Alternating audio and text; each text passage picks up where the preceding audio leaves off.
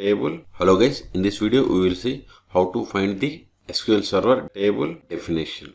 SQL Server create script for a table. Okay, you can find the SQL Server table definition by going to databases, expand the particular database and expand the tables. Select the table, right click and click on this script table as create to. Here we have three options: new query window, clipboard or file. First we will see the new query window. It will open the script in query window. See, with this script I have created a table. Okay, and next step is script table as, see what it file, which means this text will be saved in a file. Click on file. See, on our local PC it will save the file name with .sql. Okay, the third one is right click, script as create to clipboard. It will copy to the clipboard. Delete this one, just give Control V. See, we got the same output. Okay, this is the one way to find the SQL Server table definition. Other way is select the database, then click on new query. See, first we must be there in the right database, then we have to run stored procedure, that is sp_help. Then we have to give table name. Here table name is account holder. Select it. It must be in single quotes or double quotes. Then select entire command and execute.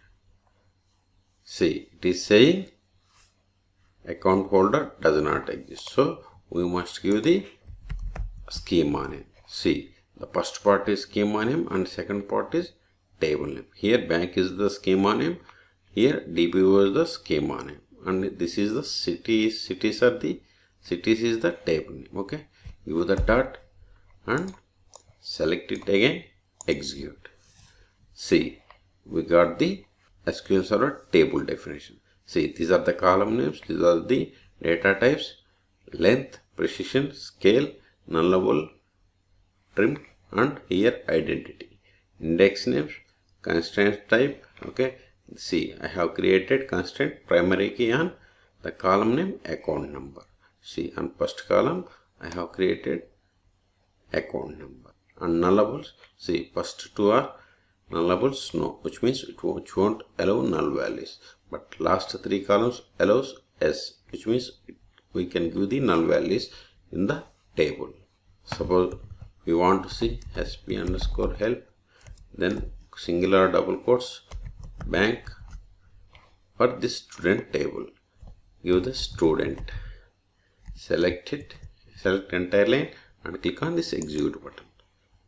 See, we have two columns and primary key is created and student number. Type data types, length, precision, nullables. So no means those two columns doesn't allow null values. The other way is comment these two. Until now we have seen by GUI method. First one is GUI method. This is the stored procedure. This is by using second method, that is using stored procedure, that is sp_help. Next we will see the definition by using this select statement. Until now this is common. We just needs to give table name. Here table name is back. Here we have to give only table name. So in single or double quotes I am giving table name. Select this text and click on execute.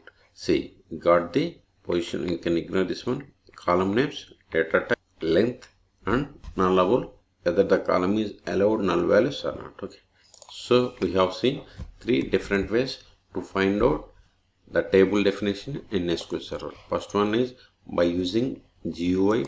Just right click on the table and select the script table as create to new query window. This is the one way. See, this is the table name. Okay, Second way is by using system stored procedure, that is sp_help. Then we have to give the table name with schema name. Third one is by running select statement against the table name information schema dot columns. Okay. For more SQL Server videos, please subscribe my channel. Thank you.